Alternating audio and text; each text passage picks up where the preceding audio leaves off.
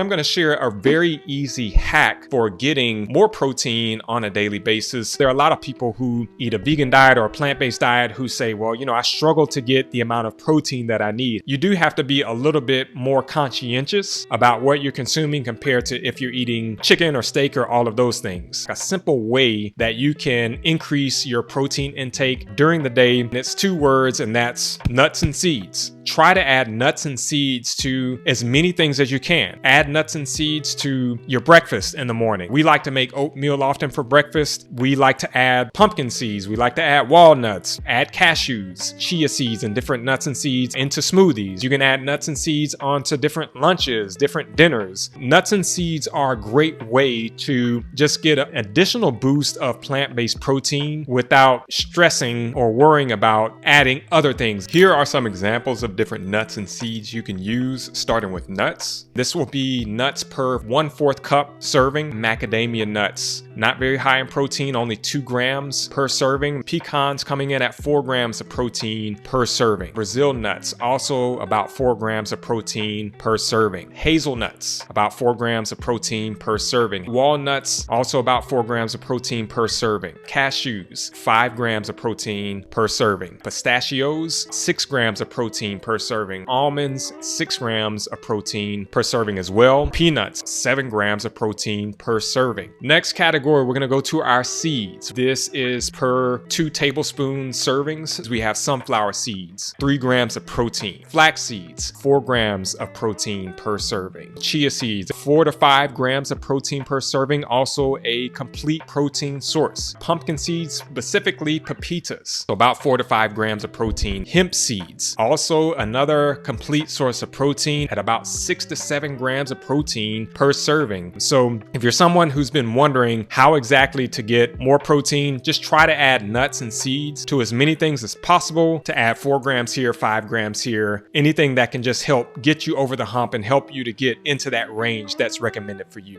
And if you want to check out any of our other high protein plant-based recipes, then click on any of the videos that you see over here to the right of us. Until next time, stay young, stay healthy, and live well, friends. Peace.